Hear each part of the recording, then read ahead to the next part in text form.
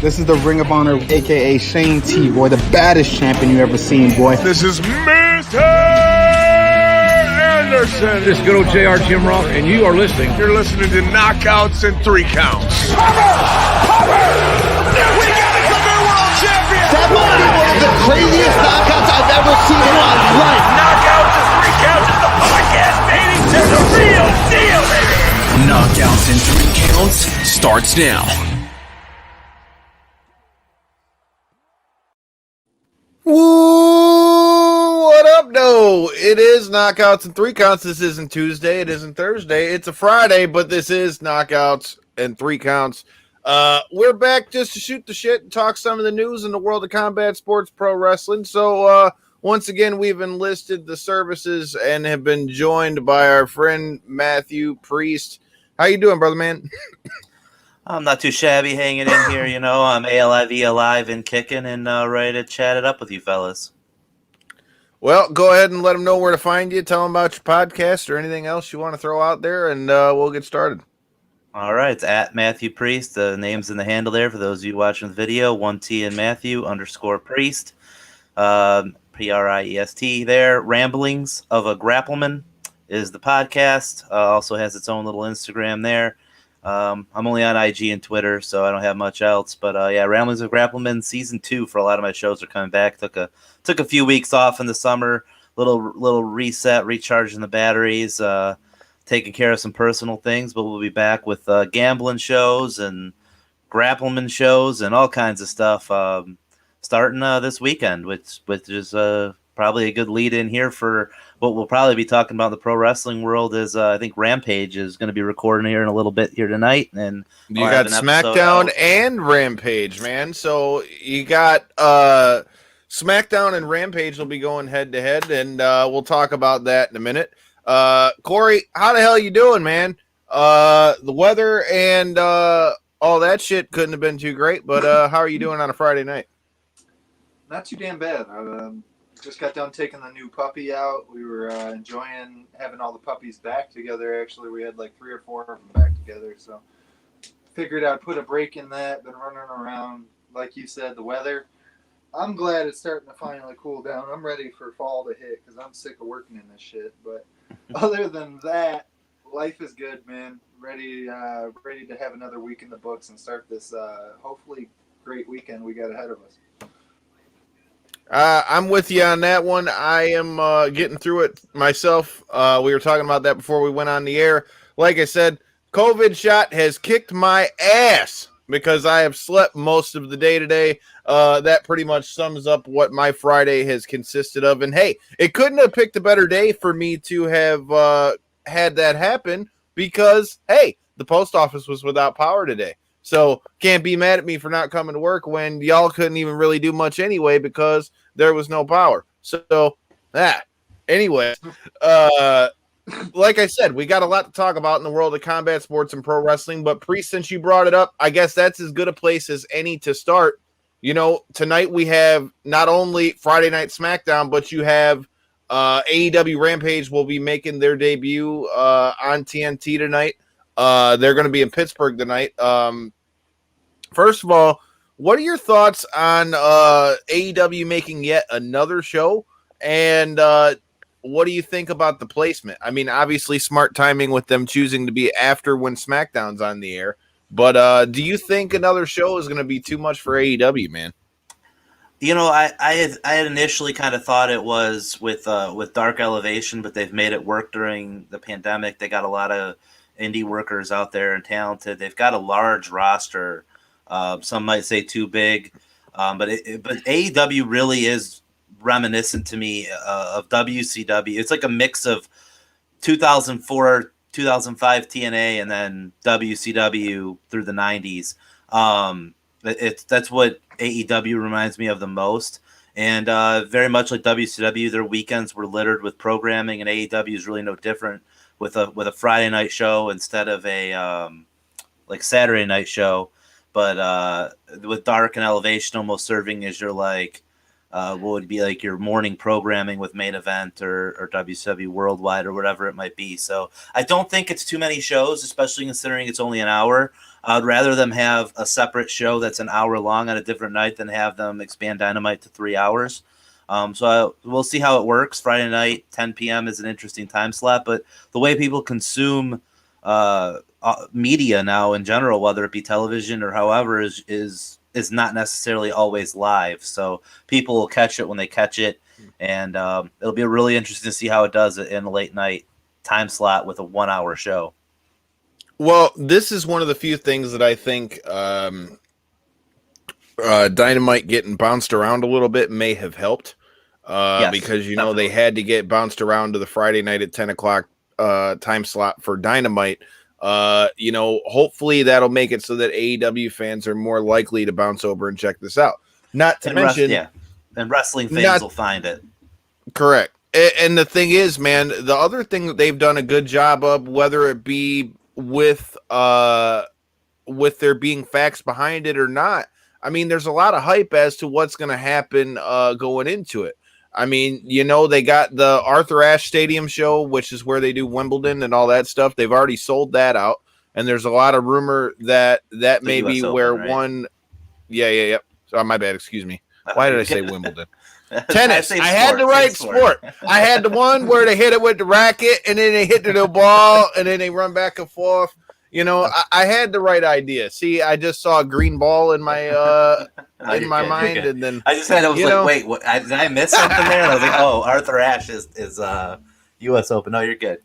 Go ahead with your question. See, this is why we bring you on. See, that's you help me out. Corey was just gonna let me crash and burn, so fuck you, Corey. I was gonna let that plane spiral out of control. I was waiting. You see that? You know, like, what the fuck? We're supposed to be a team, and this guy's just, nope. Hey, Corey, you know, that's fine cup you got there. You know, I got my words a little twisted, and you got a twisted tumbler. Shout out to Kathy for them cups that she sent us.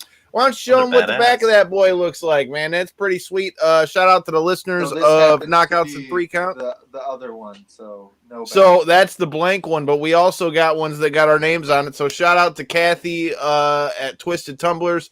If you guys are in the market for that kind of thing, hit her up. But like I said, man, Rampage is going to be real interesting because they've talked about Bryan Danielson premiering, debuting at the Arthur Ashe Stadium show.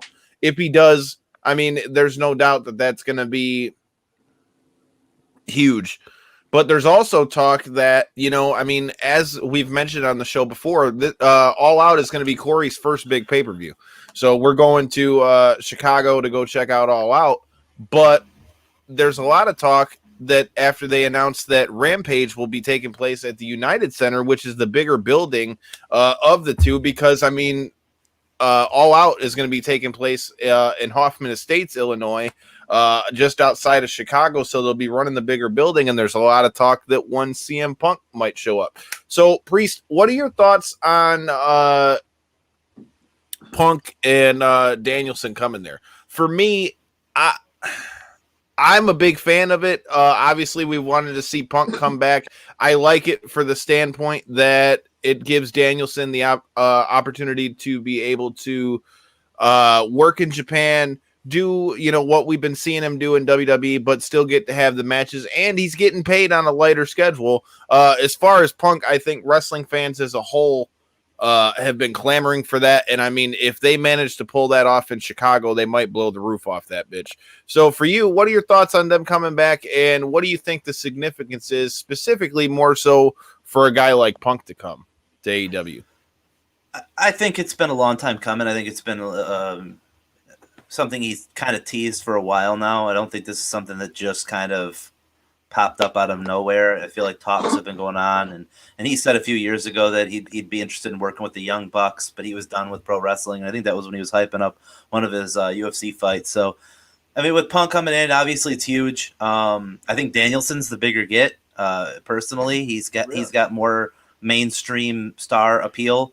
Punk is for the diehard wrestling fan, and Punk is well known, and he has crossover appeal as well. But I mean, the Yes Movement transcended pro wrestling. It was in sports and it was everywhere. And I mean, that was inspired by, of course, Diego Sanchez. Shout out to MMA legend there, but tying it into the show. But Danielson, he gives the credit to Diego as well for that. But which is funny because I also did the same thing on an indie show back in 2011 after Diego Sanchez fight, where we had a hype man, and it was a fun little segment. But I mean, it's just funny that the inspiration behind that. I believe it was Diego and Clay Guida's fight when he came out doing that. But anyhow, but Danielson, that whole thing just transcended pro wrestling, and then with the Total Bellas show or the Total Divas show, I mean, he has crossover appeal. He's a household name. He's a recent star on television, just main eventing SmackDown against Roman Reigns very recently. So fans are going to be hungry, and I feel like the first episode of Rampage, we might get both of them. In all honesty, so you think they both might come tonight? No. Next week. The 20th in Chicago. I think tonight's just plain as simple. They're giving you Omega. They're giving you Christian. They're giving you Britt Baker. They're giving you Miro. They're giving you 3 title matches. I think next week on the 20th, you're going to get Punk and you're going to get Danielson. Just a perspective I have, just a thought, especially with Darby Allin alluding to the best in the world. Bryan Danielson for a long time called himself the best in the world as well. So that's Are they in New York next week or Chicago? They're in Chicago next week, the 20th. 8/20, Rampage is in Chicago, and then they're back in Chicago for the lead-in into All Out. I believe the Dynamite before. And so they have a lot of shows coming up in Chicago. But 8/20 is in the United Center. Friday, August 20th is the United Center. That's everyone's expecting Punk. I think we get the double swerve. We get Danielson as well. My take. Very strange booking with tonight's show having Kenny Omega and Christian on it for the Impact title when that's supposed to be now your championship match at the pay-per-view as announced this past Wednesday on Dynamite. So I feel like we might get the double swerve there with Danielson Punk. Might have title match implications since they're giving you away the title fight for free tonight. So that's what I'm not saying that's what's going to happen. That's just my take on how I could see things going. Also with what I could see things happening with Danielson and Punk is they're going to move tickets, but they're also going to be taking up roster spots from young guys. And when contracts start to run out, it's going to be very cyclical. And I was alluding to WCW earlier on. In '96, they were landing all the WWF guys from the mid '90s. You were getting all these guys transitioning over, and WWF right now is going through a major roster overhaul. They're cutting a lot of young talent, or not, I shouldn't say young talent, a lot of talent that isn't necessarily top guy stars. There's a few they've lost that'll be significant that will probably end up in AEW. So you're seeing that shift of talent going there, much like you saw in '96 with WCW. And then what's going to happen is there's guys in AEW that are very talented that quite frankly don't have an opportunity to shine there, that have had somewhat of exposure. Their deal will come up. WWE will offer them a deal. They'll take it because it's going to give them more exposure potentially at the time. And you'll see a little bit of a roster swing the other way. And probably 2 or 3 years, you'll start to see a shift there as well. Nothing significant, but it will all balance out with talent in the end. Talent always rises to the top, but I think when you start to see these household names start landing in AEW, it's great for pro wrestling. It's great for AEW. It brings them up, and it's the younger guys that are gonna, not all of them, but some guys that will slip through and they'll move over to WWE, and it'll just be the vicious cycle. And that's how pro wrestling's worked and has worked for years, and that's how it should be. Do you think that they'll get like the reverse label on the AEW side? Do you think they'll start to get the label of, hey, these guys are just kind of building most of their roster off of past WWE, whether it be stars or just roster members in general? Because it seems like that seems to be a lot of their bigger accusations up to this point. Or Acquisitions. Right. No, I think. See, I helped you out, and you were going to just let me crash and burn, you son of a bitch. You see that, Priest? I had his back like a good tag partner, and this son of a bitch says he's going to let me crash and burn. Come on, dude. What the fuck? Every good team goes through a dispute here and there. At the end of the day, as long as you guys got each other's back, that's just all that make matters. sure you don't end up like the barbershop window, motherfucker. That's right. But no, I think I think this is just what happened in pro wrestling for a very, very long time. It's just we're not used to it in the modern day, and we haven't seen something like this in 20 years. Because yes, TNA Impact Wrestling was like the number 2 company for a long time, but at one point people said, "Oh, that's all they are. They're just a bunch of WWE rejects or whatever," and they'll show up in the Impact Zone with a different name, and there was always like a joke about that. But that again, when you go back to the 50s and the 60s and the 70s and the 80s and the territories before WWF had put everybody out of business, that was what pro wrestling was. Those guys just moved around from place to place, back and forth. So because we haven't had a good number 2 company, I mean, TNA has been on the downslope for years. So AEW comes in, they immediately become the number 2 company. Yeah, most of the roster is going to look like WWE guys because for the last 20 years, that's where people got exposure. 90% of guys with major wrestling exposure that a casual fan could recognize was on WWE programming. So, of course, the roster is going to look that way. So you just brought up a good point that I wanted to bring up. And for any of you guys that are watching, please feel free to bring up any of your comments. If you got anything to say about anything that we're talking about here, please throw them up in the comments. I'll show them on the screen. And you're more than welcome to throw up any questions you got for us as well. But that being said, you brought up a good point. I feel like in a way, AEW is getting a bad rap because I feel like anytime you have another company that immediately becomes number 2, like you said, they're automatically going to, at least be at risk of catching the stigma of WWE Light. Because as you said, WWE, and, for Corey, who's, more of an MMA guy, I mean, that's essentially the same thing as, what's going on with Bellator. Right. You get guys that leave the UFC, and then what are you going to do? If you leave WWE, you still want to be making more money. So, where's the next best place that you're going to probably go to make money? I mean, the other company that's on mainstream TV right now is AEW. And if you're an indie guy who has far more money than WWE, 8 to 16 times more the amount of money that WWE has. I mean, they're just a much larger bankroll, which a lot of people somehow seem to ignore. And that's my whole thing. Like, people are saying that. It's like, if you've got the bankroll, I mean, look at what they were able to just pull off with the whole Malachi Black, Aleister Black thing, okay? Well, not to interrupt, but devil's advocate, I guess you could say, to what you were just saying. Yeah, they may have the financial backing, but is the backing... WWE is rooted in wrestling, right? They've made all their money. They've made their whole finances, I guess, off of the wrestling game.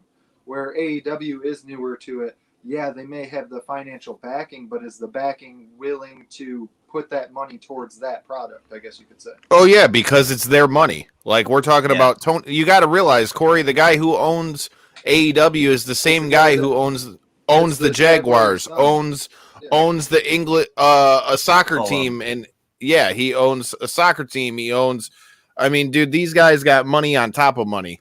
It's the bumpers. Oh my god, I know the name of the bumper company. I can't even think of it. I deal with them on a daily basis too. Fluxingate bumpers he's created that. Shad Khan has, like, I think he's worth like $32 billion. And Tony Khan is worth $8 billion, and Tony Khan is 100% invested in AEW. Well, that's what I was going to say. That being said, just because his dad has that money, like Tony's made it clear on multiple occasions, though, the money that's going into AEW is completely separate. Because his dad, like, Corey, that's something I don't know if you know. So when AEW came out, like, that was like the big stigma. Like, okay, he's going to sign a bunch of guys because his dad's got all this money. No, he and his dad came out right off rip and said, hey, this is they're completely separate. I'm not bankrolling it. Now, that's not to say, like, if there was like in the situation of like a CM Punk, because that's the other thing you got to take into effect with CM Punk and Danielson coming back. They ain't coming for like chunk money. No, no, they're not. But the thing is, and I'm not trying to divert the conversation off base here, but like, we're just talking about two different things. So I know like wrestling fans had hammered hard on like Vince McMahon for not calling AEW competition, and then they're hammering WWE for the releasing of all this NXT talent and a lot of the talent they've cut this year, and they're citing budget cuts to the other thing. But you have to think WWE, like I always look at things from both sides. I look at it from a talent perspective because, like, yes, I do sympathize with all the people losing their jobs, and it sucks. And if budget cuts is the reason, it is bullshit. But looking at it from a company perspective and looking at how could it be budget cuts when you're still? But that's the thing. That's where WWE is fucking themselves. But you have to look at it through their eyes, right? Like this is a company who. There's been rumors for years that they could be selling the company. So you trim off some assets, you make yourself look as appealing as possible to any suitor. UFC sold. People seem to forget about that. But this is a company that was started by a family. It's a family-run business. WWE's not – yeah, they've gone public, but they went from being a small business to a public business to a worldwide business to what they've become. I mean, it's a grassroots movement all the way up to where they are. And they're at a point where they, I believe, are looking to sell – the company, not taking the McMahons out and the whole deal, but I believe they're looking for a financial suitor to continue to push this company to the next level. It's the logical next step. It makes sense. And also looking at it from a business perspective, you have a ton of guys on your payroll that you brought in when you were going on weekly television on Wednesday nights as guys who were supposed to compete with AEW. Now, I don't care what they say, that was their purpose behind it, and they didn't get the job done. And a lot of these guys they have, when you look at them, none of them are not, shouldn't say none, majority of them aren't going to be guys that are superstars that have that rock star sex appeal that you look for in like a pro wrestler in WWE, a modern day superstar. Like ideally you're looking for guys that every dude wants to be like, look like, think is cool. You got to find guys that guys are cool and girls want to fuck. Like that's the secret to pro wrestling.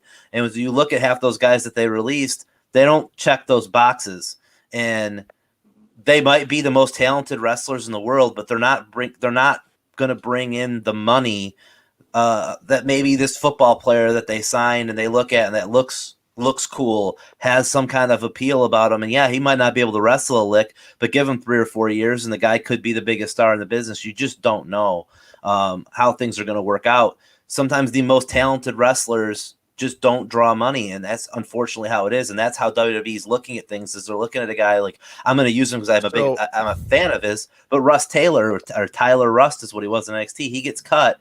I know he moved his family down to Orlando. It sucks. It sucks for the performer, and I sympathize with him on that. Looking at it through WWE's eyes, which most fans do not, is that guy ever going to draw them $1 million?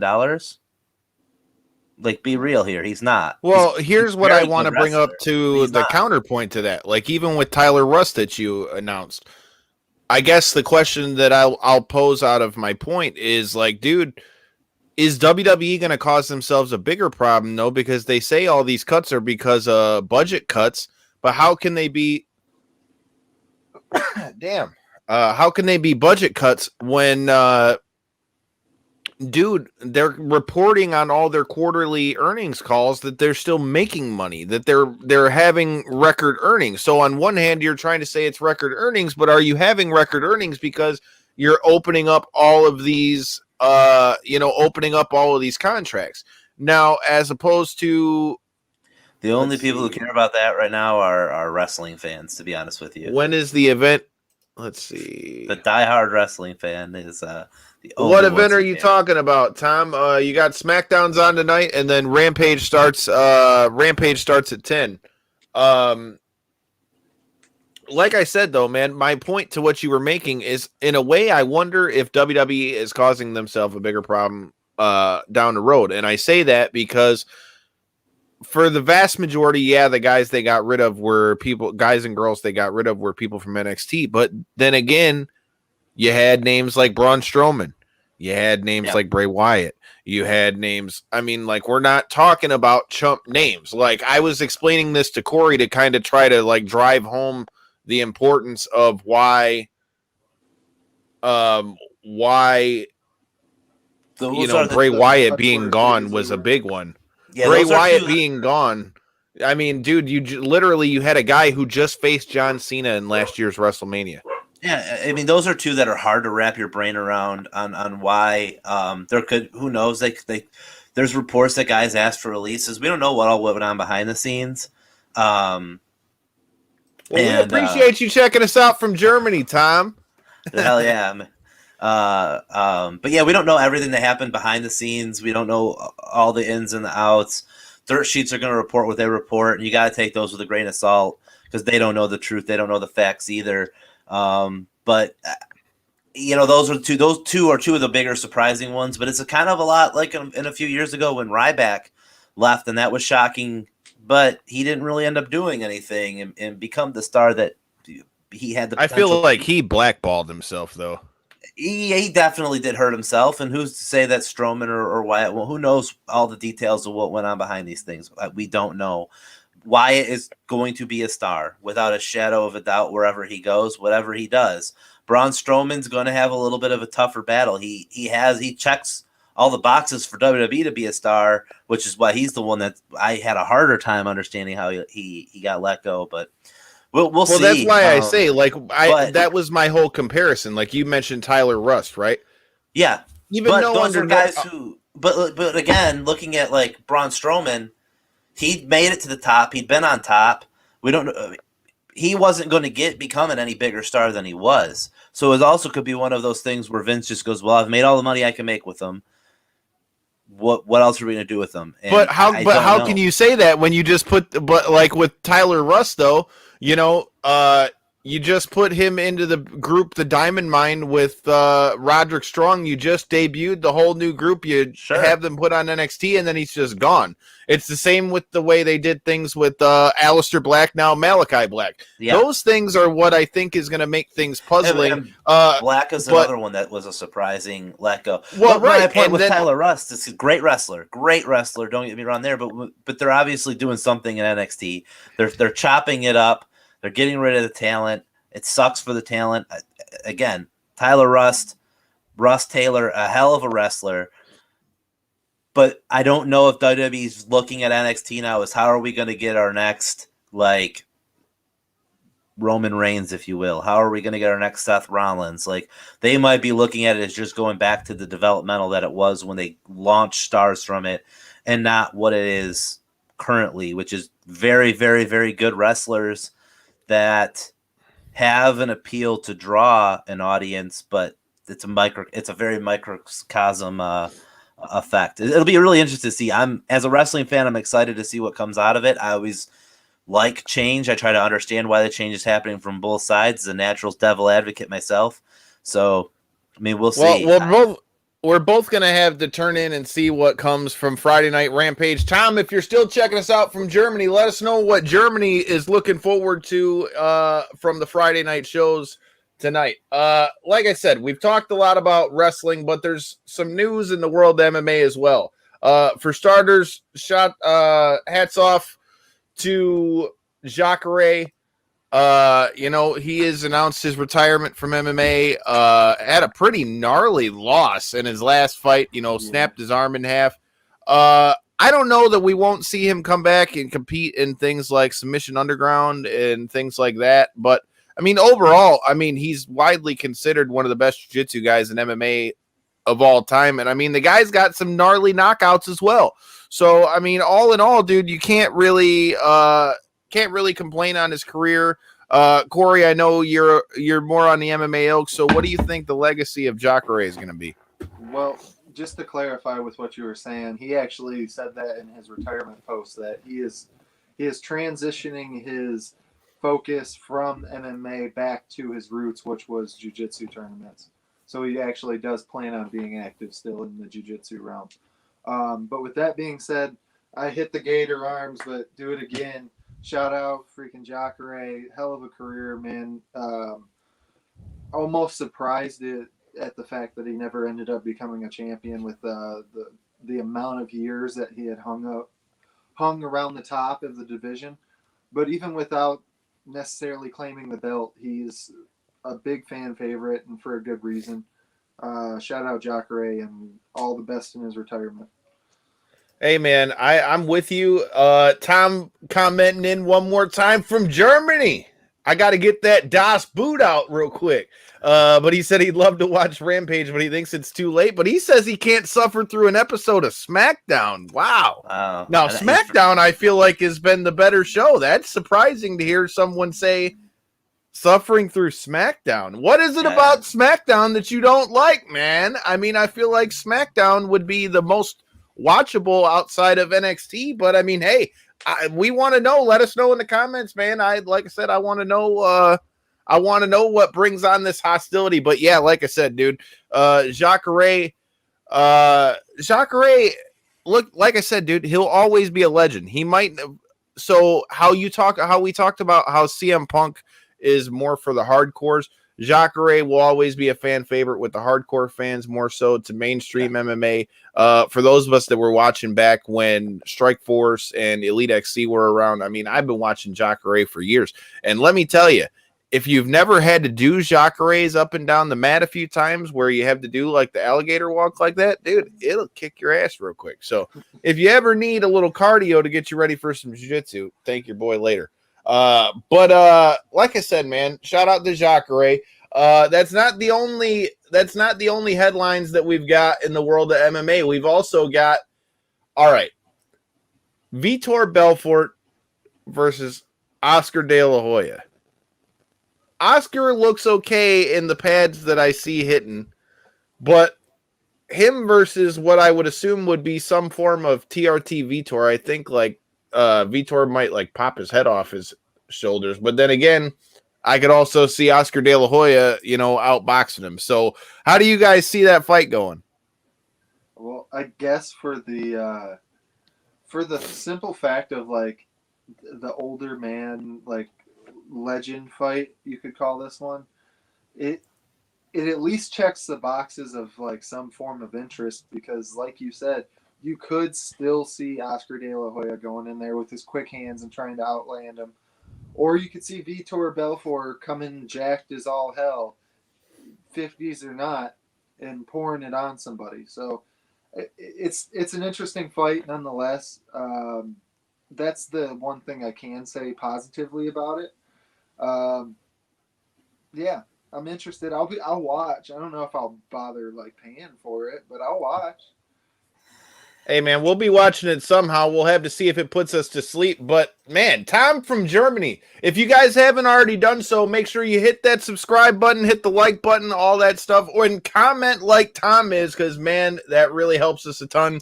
Like I said, if you haven't done so, Tom, make sure you hit that subscribe button so that we don't miss any of the great stuff we got coming. Like I said, we're headed to Vegas this week for SummerSlam, so you never know what you might find there.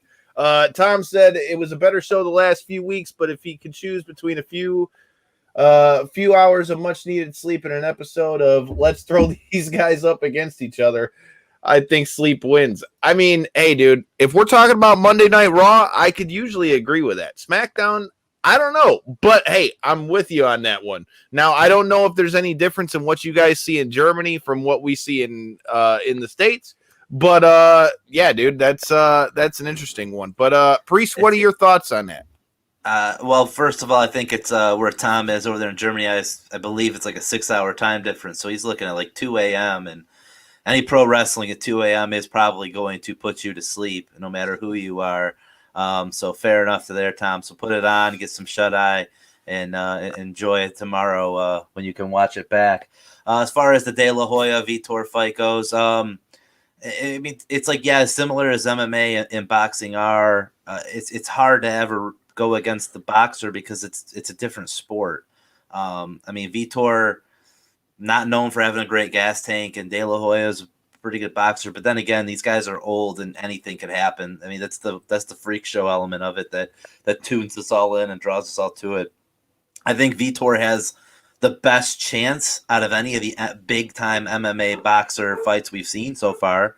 Vitor to me has the absolute best chance of doing it. I guess maybe T Woodley with Jake Paul coming up is another one where you go, well, that one actually could go the MMA guy's way, but it usually seems like the boxer wins in the boxer MMA fighter boxing match, just like an MMA fighter would win if it was a MMA fight. Like, they're just two different sports, and I know there's a lot of similarities, but it's always hard to pick against the boxer, but I think Vitor has probably the best chance out of any of the MMA guys we've seen go up against the boxers. So I can agree with that going into it because then again, on the flip side of it, you got to look at Anderson Silva versus Julio Cesar Chavez. So, I mean, I think it all depends on the situation. In this case, I think De La Hoya might do a little better than Chavez did because, like I said, I was saying even long before we got to this point with Chavez, I feel like he was a little bit lazy at times. Just the age gap. Like I said, man, I just feel like he never really capitalized on the potential that he had there. But since you brought Woodley and Paul up, I mean, that's a great place to talk about next. But before I do that, Tom coming in here again, he said, yeah, it's 2 a.m. I was really looking forward to see Rampage, but I thought it starts at 8 and not at 10. The Cena Roman promo right now is quite good, at least. I think, look, man, again, I will be there. It's SummerSlam this weekend. I'm headed down there with past guests of the show, Mega Ran, who, if you checked out Revolution, did the theme song for Revolution. So, yeah, we'll be down there this weekend for SummerSlam. But I agree with you. As far as Cena versus Roman goes, I mean, look, dude, people can say whatever they want, but Priest, I think you would agree. I think wrestling fans, with all the time away that John Cena has had, I think pretty much realized that Cena was a much bigger star than people ever really gave him credit for, because I think this time with him coming back, it's pretty much universal that people are excited to see John Cena back. So, like I said, I think that's one of the most anticipated matches at SummerSlam, at least for me. Oh, absolutely. Cena's the big draw, but I know we've talked a lot of pro wrestling here. My time, I do got to jet out of here, yes, guys. Sir. Let you guys finish it up on the MMA side. Appreciate you having me as always, and look forward. Before you get out of here on the pro wrestling side, though, let them know about. I heard a little birdie told me Clash Wrestling might be coming back, man. Yeah, August 28th in 11 days. Next Saturday, Allen Park will be at the Allen Park Community Center. Southfield Road, 7:30 p.m. I believe the show starts. We've got Josh Alexander, the current Impact Wrestling X Division champion, will be there. Vea from Impact Wrestling will be there. Jake Christ, former Impact Wrestling X Division champion, will be on the show. Natalie Markova has been with Shimmer Shine. She's been all we over know the place Markova real well on the show. And then, of course, the Muay Thai monk, Juntai, will be there, the Clash champion. He's defended that belt against the likes of Petey Williams. I mean, we've had all kinds of guys defend that belt. I'm just drawing blanks right now because I'm in my little scatterbrain here. But Juntai will be there. Of course, Cameron Sky, Caveman Elk, the normal Clash crew, as you'll see. MH3RD will be in the house. So, yeah, it'll be everybody. Halal Beefcake as well, Joe Coleman, and Idris those Abraham. guys are funny as shit, Corey. So the tag champs, they'll be in the house. So yeah, Clash Wrestling next Saturday night, August 28th. I think I'm ring announcing the show as usual. So I'll be your MC of the evening. And shit, well, maybe I'll have to slide through and see what's going down over there, man.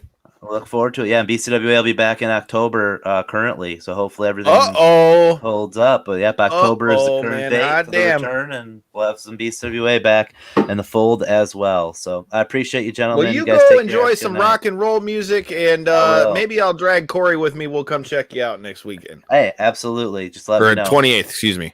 I won't be checking out shit but Vegas next weekend. Let me switch things up real quick here, and there you go. We're all good again. In the comments, man, Tom, I love you for all the comments. We love the fan interaction here. Like I said, if you haven't already done so, hit the subscribe button and check us out. Tom said Cena just spoke canon, told Roman that WWE pushed him for years and nothing came from him. I'm really looking forward to SummerSlam. Hey, man, it's good to hear that people are looking forward to SummerSlam because, dude, I mean, I feel like there's not as much hype on SummerSlam as there normally is because, I mean, for the vast majority, I would say for the better part of the last 5-10 years, bro, I mean, SummerSlam has really been the number 2 show for WWE. Yeah. And I don't know, man, there's just not as much. I don't know. I mean, for me, I'm most forward looking to. I'm a big fan of the Edge versus Seth Rollins match. I think that's going to be really good. As I said, I think Cena versus Roman will be very good. I also think that there's a lot to be said of whether we see Becky Lynch come back. Like I said, man, you don't know what they're going to come out of SummerSlam, and with it being what they touted to be like the second biggest show of the year for them, I wouldn't be shocked that we see some big moves from them from SummerSlam. But speaking of big moves, Bare Knuckle FC, man, is talking about how not only have they announced another fight for our man Josh the Hammer Burns, they have signed Chad Mendes. Let's see. The anticipation really did decrease in the last few years. I don't know how much of that was based upon how much of that do you think was based upon the pandemic, man? Do you think that was pandemic, or do you think that's all solely based on creative? But like I said, BKFC's out here making big moves, man. You got Chad Mendes now coming into the fold. If there were any of the guys from UFC to go over there, I mean, I would say Chad Mendes might be one of the best fits to go over there. What are your thoughts on Chad Money Mendes going over to Bare Knuckle FC, Corey? I mean, I've said it before, right? Pretty much, honestly, almost every time we bring up BKFC, I'm blown away with what these guys are doing. They're doing an amazing job in my eyes. From basically a sport that people literally was like, this is never going to make it. How are they even trying this in the States? To now people have genuine interest in their signings and who they're going to get and who they're not going to get. I love the Chad Mendes. I can't wait to see who they end up putting him up against. That's going to be, like you said, I feel like he's a very good fit. Even though he tend to lean on his wrestling quite a bit during his fights, his hands were always crisp. And with somebody who's had the amount of time off that he has, I feel like if he has focused on the boxing in that time, he could have improved his skills even that much more. But that being said, they also have a couple other big signing ramblings. They're talking about Diego Sanchez is probably coming to fight for him. What's your I mean, I don't know how well he'll do, but I think if nothing else, it's I don't know how well he'll do, but at the same hand, I mean, if nothing else, I think he'll be exciting. The question with that is, though, I mean, how damaged is his chin really? I mean, in his MMA fights, that didn't seem to be the issue, though. Like, you never seen where he got hit and all of a sudden the fight was over. It was like he could wear through some stuff, and I feel like but that was with gloves on. Yeah, well, that's what I was just going to say. In bare knuckle, I don't think people have the expectation for you to be able to eat shots like that. In MMA, some people almost expect a fighter to still have a chin that'll hold up to most shots, where in bare knuckle, it's a bare bone. I mean, a lot of people don't expect you to be able to take a lot of those shots, and with how much practice he's been doing and his ability to not get hit, I'm hoping we can see a good version of Diego Sanchez. I feel like there's some fun matchups that can be had. I definitely agree. Let's see. Another thing that I like that they did is they had talked about possibly bringing back the aged, weathered Iceman himself, Chuck Liddell.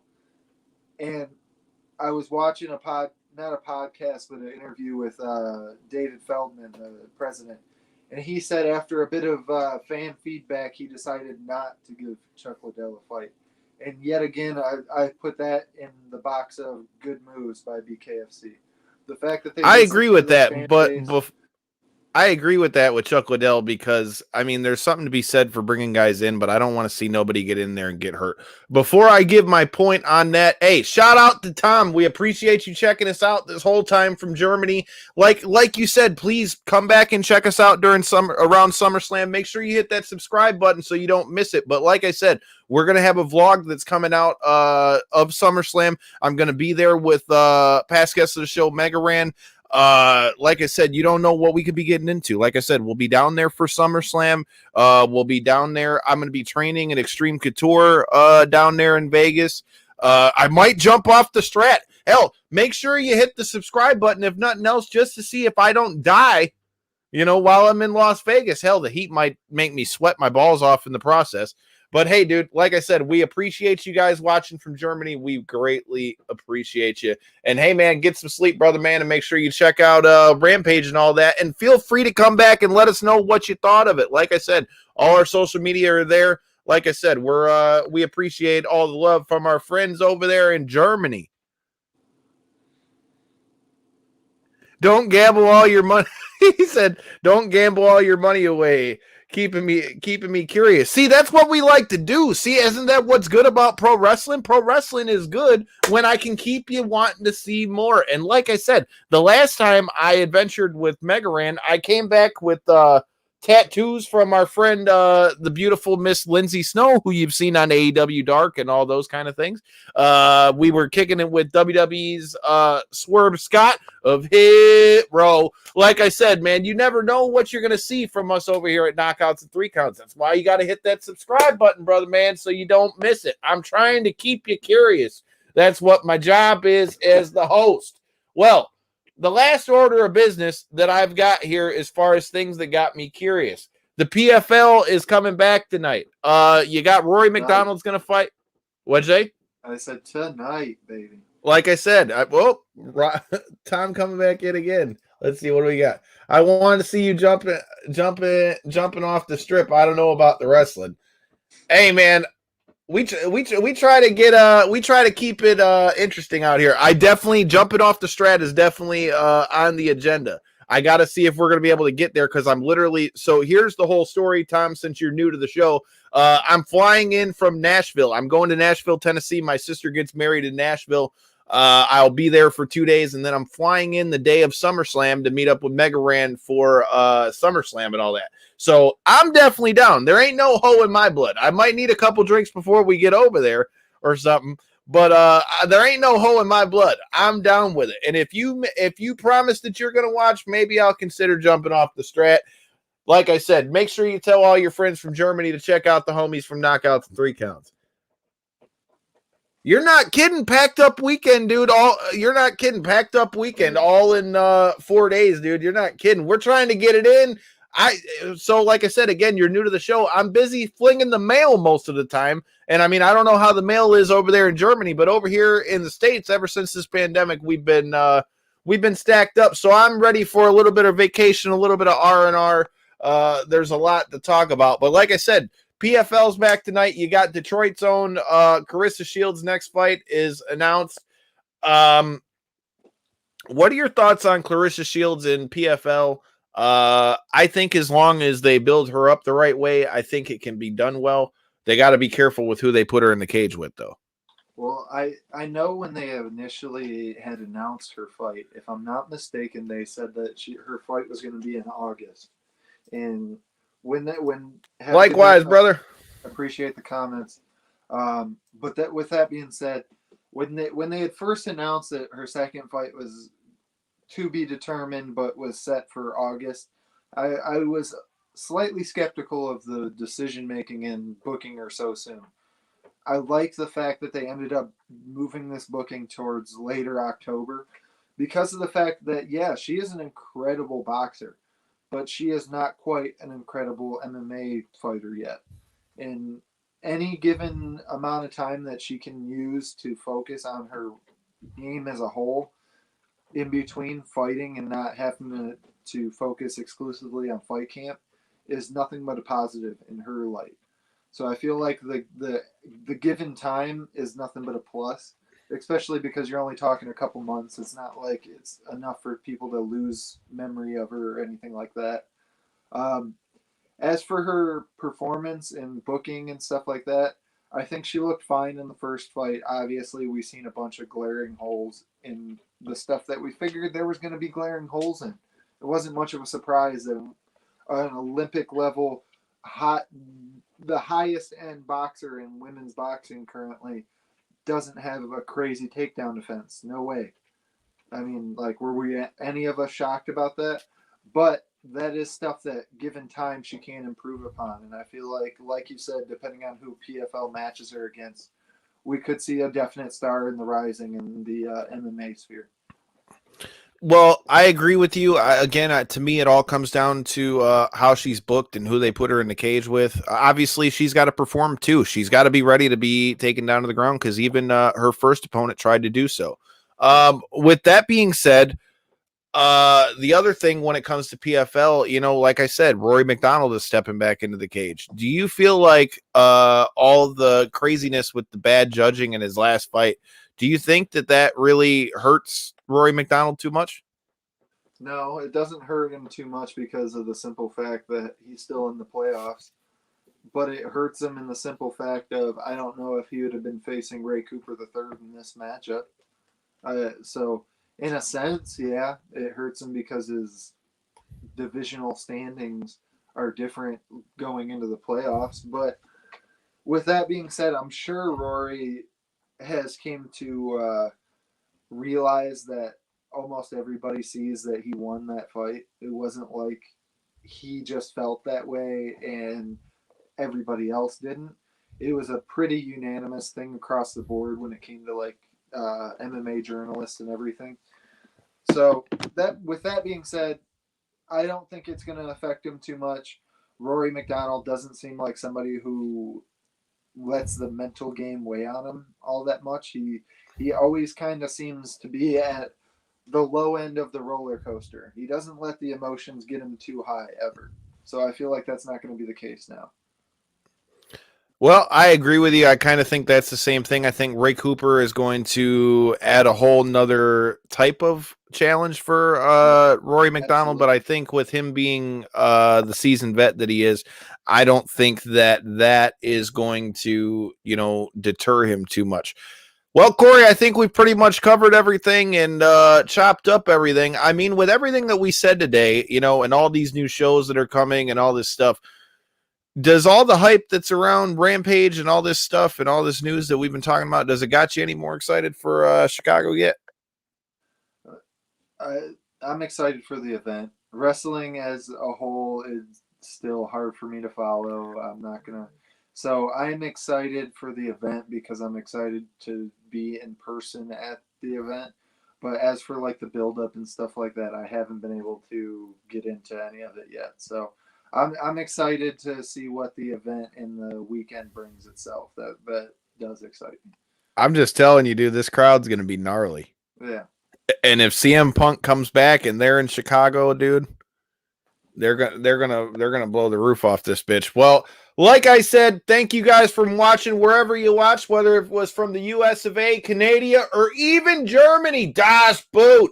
Hey, we appreciate you guys. And until next time and in the in-between time, make sure you hit that subscribe button because we will be back with Darius the Solo Beast Estelle before he takes on Paul Giannetti of Ultimate Fighter fame for Cage Titans on August 28th. Like I said, I am headed to Vegas this week for SummerSlam and gonna get some work in down there at Extreme Couture. Sometime next week, most likely on Tuesday, we are going to be dropping our preview show to SummerSlam and NXT TakeOver, making our predictions. We might even have a run-in from the boys from Breaking Down the Ring. You never know what's coming, so make sure you hit that subscribe button so you don't miss any of it. So next time and in the in-between time, peace.